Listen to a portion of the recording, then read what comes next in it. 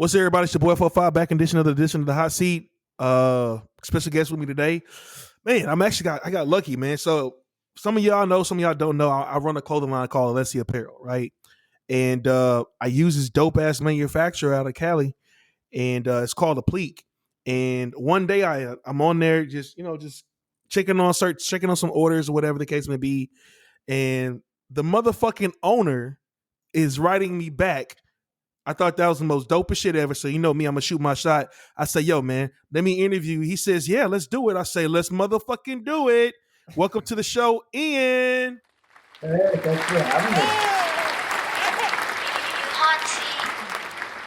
So thank you so much for taking the time out and doing this. I really appreciate it, man.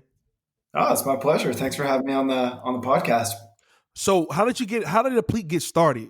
For those because it's a long story.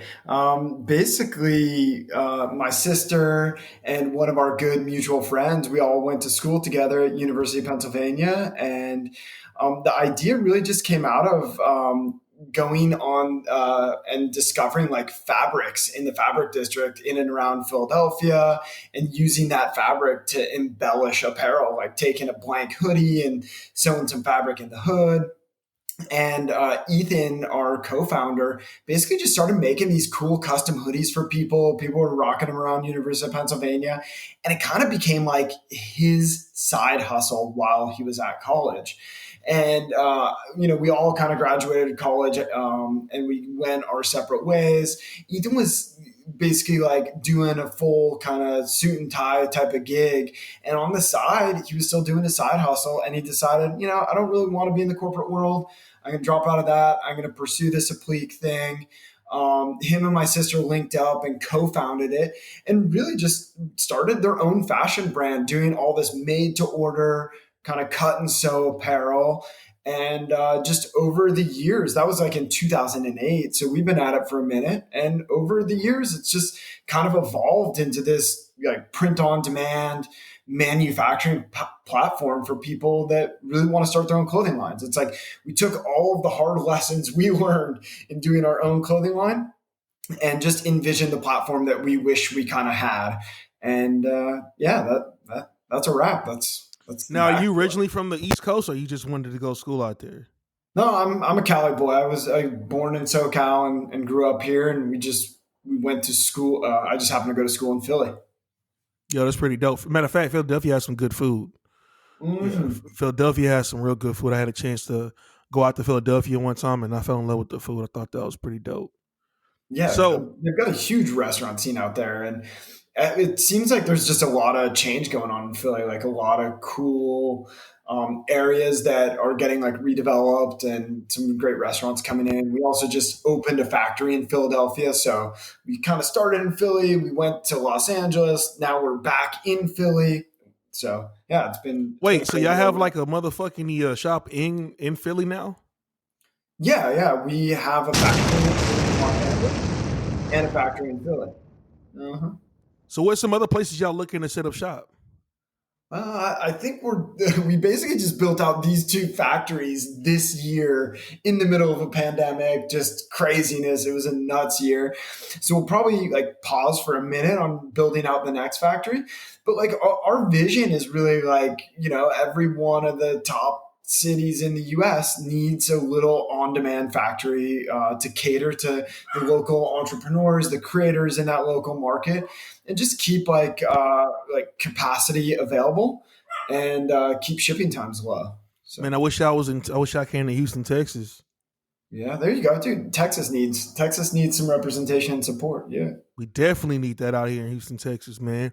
But what I wanted to ask you is has there ever been a time where y'all created something before y'all got to where y'all are now that kind of missed the boat on something? You kind of like we wanted to make something, but it was like, this didn't come out right. Oh my gosh. For like any success story, there's like 1,000 failures that lead up to that. You just have to fail enough until you get enough successes under your belt and you can kind of learn some things. I mean, there's so many examples of failures. I don't even know where to start. Give me one example of something that y'all say, you know what, this is the product, we're going to push this product, and it's just like, nah, didn't work out the way you wanted to.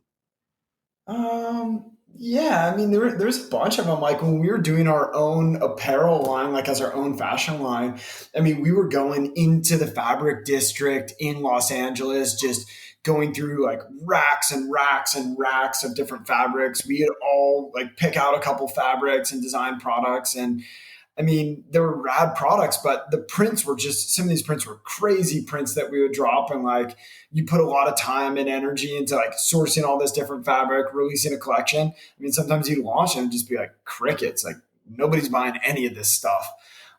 We were making everything on demand, so it wasn't like we sunk a ton of money into it. But Mm-hmm. like time is money, and like you can definitely get demoralized when a collection you drop, you're just like, we sold three things. Like, what are we doing here? Now, you guys basically cater to the street fashion world. Was Yeah. that always the plan, or was it just like it just kind of like unfolded into that? Yeah, I mean, like we're kind of a little bit of a product of the environment. I mean, we're like in downtown Los Angeles. We're right next to the fashion district and the garment district, and like we had some constraints, right? We weren't doing like full cut and sew construction, so we were primarily using like blank base garments and just trying to find really cool, new, different ways to be able to like customize those things. Like everyone was creating a printed T-shirt to kind of start with. We were trying to do something a little bit different with like creating these crazy like liner hoodies where we're sewing fabric inside the lining of the hood and stuff like that. So it really just kind of like evolved from like, how do you like take these basic blanks and make them like fashionable, make them something that you're like proud to wear, proud to rock around. And yeah, so I guess we kind of just, it was like the only path for us. It's not like we chose that or it chose us. It was just, it kind of started that way. Now, do you guys see yourself evolving into something else, or morphing into something different, or you're gonna just, if it ain't broke, it don't fix it route? Yeah, I mean, like we're pretty excited about where we're at. I mean, since we started as our own fashion brand, I mean, it's changed dramatically since then. Like we don't do our own designs right now. We really sit kind of behind the scenes right now. We just solely focus on doing manufacturing on demand for other brands. And so the awesome thing about that is we get to meet these amazing people. Like that's exactly how you and I got connected, right? Mm-hmm. Yep. And then we get to see what their artistic visions are, and we're just like a catalyst for them, right? So we just provide infrastructure and support to help them bring their visions to life. And honestly, it just comes down to like being able to help people, help them move their dream, what they're passionate about, and move that along for them. Uh, and move them closer to their goal and their vision. That's what we're super excited about. So we're gonna Now, how did stay you guys super get hooked super up in focused on that. the? Oh, that's cool. How did you guys get hooked up with Comedy Central? Like, how did you guys get hooked into doing stuff for Comedy Central, like creating apparel for Comedy Central? Yeah, yeah. I mean, like for the most part, we don't do a ton of just marketing. We had a bunch of connections just being in Los Angeles, and almost all of our marketing is just like word of mouth marketing. So people just come to us and say like, "Oh, hey, we heard about you. You did XYZ project. Could you help us with this project?" So it was really just like one of those things where they just kind of reached out and said, "Hey, is this something you guys could do for us?" Now, has any of the high end brands ever reached out to you guys to try to gain some insight, or wanted you guys to create something for them, for a collection of them, or anything like that? Yeah, yeah. I mean, like we do a lot of stuff for like up and coming brands, people who are just started. We work with a good handful of like more established brands, people who like own really strong licenses, have huge audiences already. But for like most of those guys, we just really like stay behind the scenes and enable them, like help bring their visions to life. A lot of those guys, they'll do like full cut and sew manufacturing or bulk, like mass production stuff. But sometimes they just want to do like a little one-off collaboration with an artist, and or they want to do something super fast. And we're still like a really good kind of fit for those guys to just spin something up really fast, get it out there, and be able to like only make what you need. Now, what advice would you give somebody who's like, you know what, I want to start a clothing line. But I don't know if should I do like screen printing? Should I do cut and sew? what advice would you give them as far as or it's like print, right? Because like print, like with the actual photo print, how does that work? Like what would you say would be the better option for them? Yeah, yeah. I mean, it's a good question. It's a funny question because I could talk forever about it. Like we created this YouTube channel where I think there's hundreds of videos out there, and it's And I all watched just them. about I watched them. starting your own clothing line. I So it's like definitely one watched word them. of I ain't gonna lie advice. to you. Yeah. Thanks, man. Yeah, I would say like definitely start with like the drop shipping and the print on demand model is a really good place to start, right? Just because you don't need to risk a bunch of your own personal financial capital. You don't need to spend a bunch of money, decide on just one or, a handful of products. And if those things don't sell, you're stuck with like a closet full of stuff that's not going to sell. Print on demand just lets you be like really nimble, find a couple things that are going to work for you, things that aren't going to work for you, you just shelf them, get them off the site. And then, yeah, just find something that works, focus on that, grow it, scale it. So yeah, on in terms of like the way to manufacture, I think it makes a ton of sense to do print on demand. In terms of just setting up your brand in general, I would just say like be really focused on who your customer is. Like know who your customer is, know what they like, know what they want, and make sure you're giving that to them. But what printing option is going to give me the best quality though? Oh, Because like best you know how quality. you so check it out, right? So like brands like Sean John, I know it's like obsolete, right?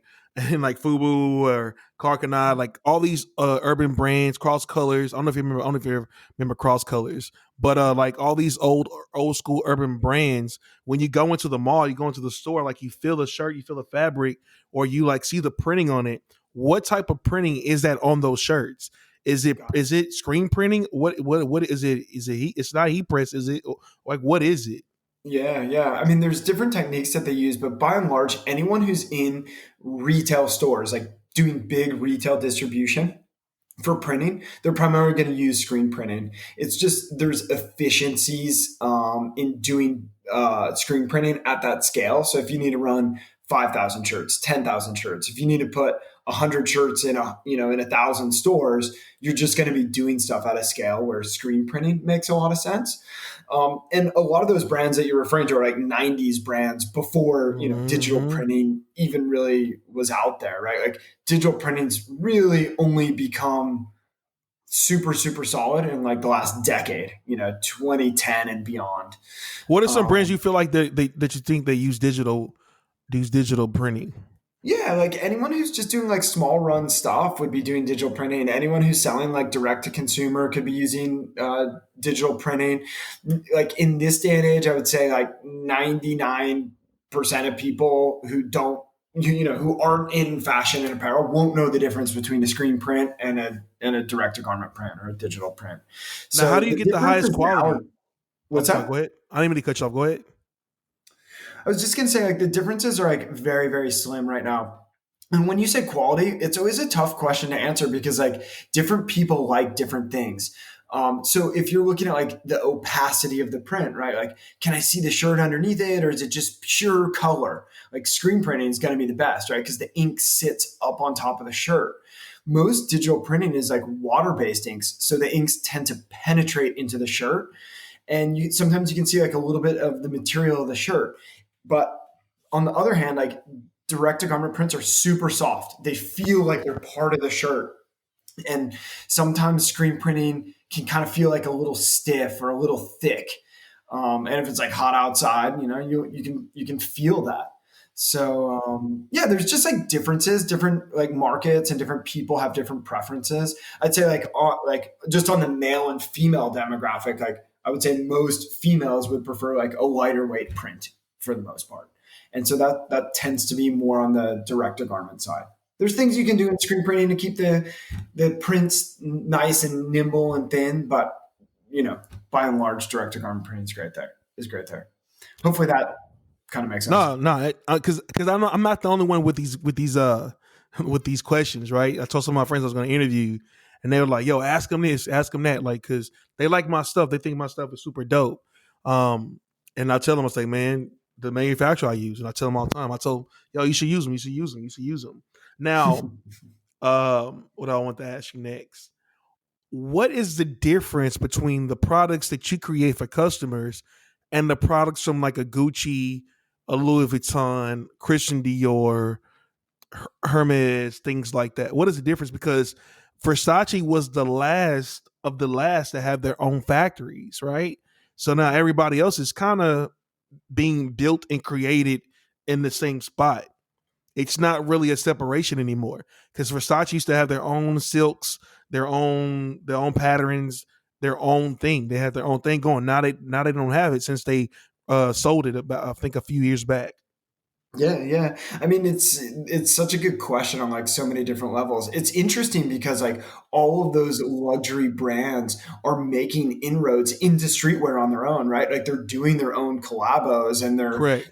they're starting to like not even started to, they're into doing like streetwear type products and not necessarily only super high end luxury products.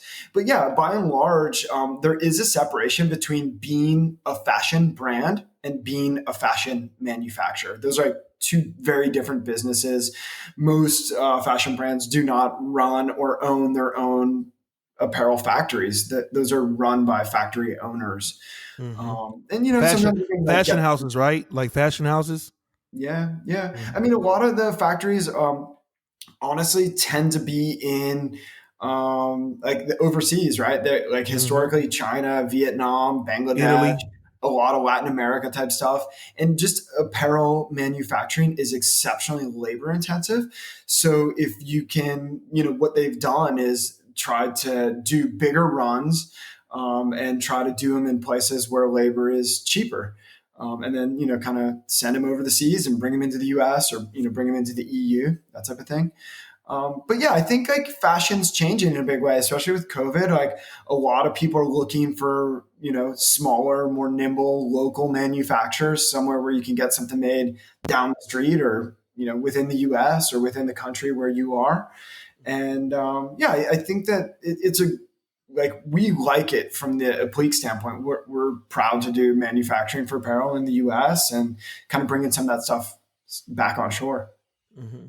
But like, so that's man. So I know one of my friends wanted to know. He's like, "Yo, could I create a Gucci quality type hoodie with the pleat, or do if I Man, wanted a Gucci type vibe, I have to go to Gucci and get it?" So I instead of me like basically he's like, "Yo, I have to pay $1,500 for a good quality vibe of a hoodie, or can I create my own and spend like anywhere from like 50 to $80 for a good quality hoodie?"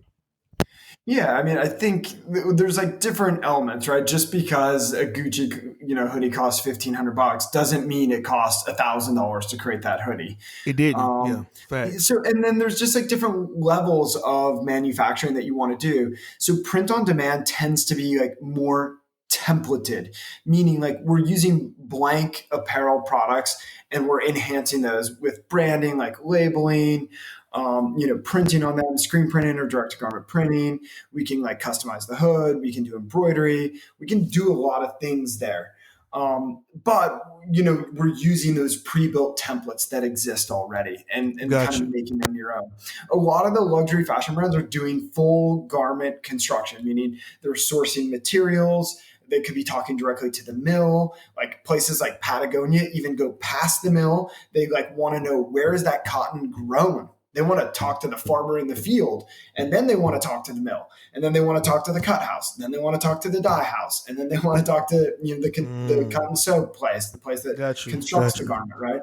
So like it's just what different layers of the stack do you want to play in? If you want to get into like full cut and sew manufacturing, you're definitely looking at and do it like in a legit way. You're looking at like 1,000 piece minimums per style, sometimes per style, per size, per color, right?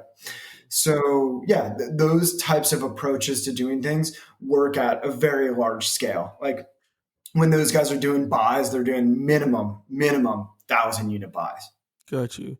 Now, do you allow your customers or your partners to send in products? Like, let's just say, for instance, they say, "Man, you know what, man? I like these hoodies. I like the way they feel. I'm gonna buy 50, and they ship them to you." Do you allow that to happen? But they have to place the order for the whole 50 to get made in one run. Yeah, so generally we don't do the send in your own thing. I know that people want to do that. The challenge is just like a lot. Like any day in one of our factories, we're making thousands of unique items. So we might make 1,500 things a day, right? And it might be 1,450 different products, right? Gotcha. So the situation from our side is that we rely a lot on our internal systems, on our processes, and on our automation, right? That's how we're able to make a one-off item. Like we can print a one-off T-shirt. So yeah, it just comes down to kind of like controlling the supply chain. Like we need to know what to expect is going to show up at the factory door every single day. What orders are we going to make? And so we use like very like reliable providers in the supply chain to just keep everything organized, keep everything on point, and just allow us to run smoothly. Now, do you allow your partners to request certain things like cardigans, right? I've been looking for cardigans forever, forever and a day, right? So you're like, hey, yo, Ian, man, I want to do 30 cardigans, man. Can you find me 30 cardigans to do, or is he like, we don't really do that type of deal? Yes. So like we do two things. One is that if you're looking to place like a bulk order and that's an item that can be sourced, we'll source it for you and grab it and tell you like, hey, this is a couple of the pre-built styles that are available. If any of them are, a fit for what you need, like we can grab them and make them for you. And then we also, if there's a style that we want to make available for drop shipping, we can set that up as a new style on our platform. And just about every item that you see on our platform was requested by one of our partners at some point in time. We're like, dude, that is a rad product. We need cardigans. Let's get that thing added to the platform so we can do it with like one-offs, on demand, and we can do it for like ongoing sales. Okay. Now, what is your you guys thing with like patches, like that because they're coming back, right? Patches are making their way back in style, or like the 3D puff stitching. Do you guys offer that type of? Do you guys offer the 3D puff for like So hats? So we do offer patches. Like we're always just like looking at like the fashion brands that we kind of like and that we follow and just look at how they're creating their products. And what we're trying to do is just like enable our partners who are also trying to create their own fashion brands to use similar frameworks. And embroidered patches just make a ton of sense. Like you can make a nice sized batch of them, like a reasonable batch, like 50 patches. You can do it super cost effectively. It's really easy for us to hold on to those patches for you and then sew them into any type of product, when you need it. They're awesome little branding tools. And it's also just powerful because one of the downsides to doing print on demand is it's just more challenging to get good margins as the fashion brand. So any opportunities that like Apliiq as the manufacturer can enable the brands to be able to sell something and capture a good margin, that just makes a lot of sense for us. Gotcha. Because like whatever is good for our selling partners is good for Apliiq. Like the only way Apliiq can succeed, right, is through the success of our partners. That's what we're all about. Got you. Now, is there anything new and exciting coming down the pike for 2021? Any new Yeah, product, yeah. anything to be on the lookout for? We're always looking for new stuff. I mean, one exciting thing is like we're just about to open our Philadelphia location. And so, we've been making and shipping all these products from Los Angeles.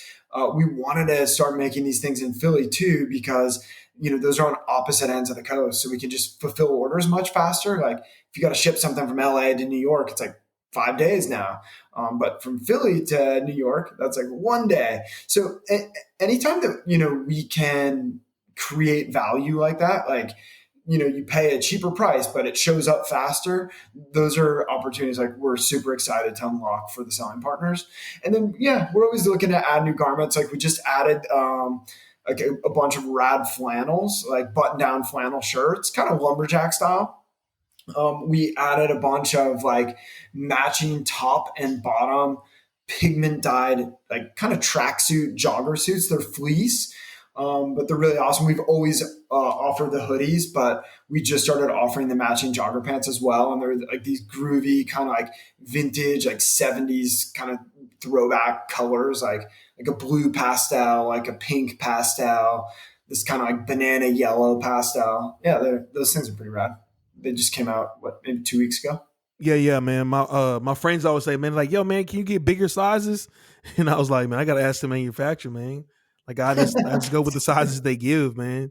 It's not Yeah, me. It's not me that's doing totally. it. Yeah, I mean, there's some garments that are like they tap out at double XL, but we always got our eye out for things that go up to like 4XL, 5XL.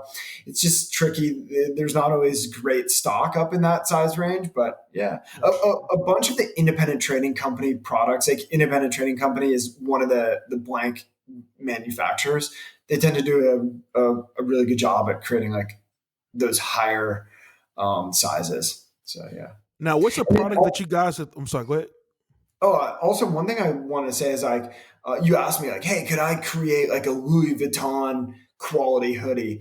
I would say that like there are some hoodies out there that are blank hoodies, but are super super rad. Like independent trading company makes one called their like cross grain hoodie. I wouldn't say it's like identical to a Louis Vuitton hoodie in any way, shape, or form, but it just kind of made me think like it is an ultra premium hoodie. I think it's like 14-ounce hoodie, super warm.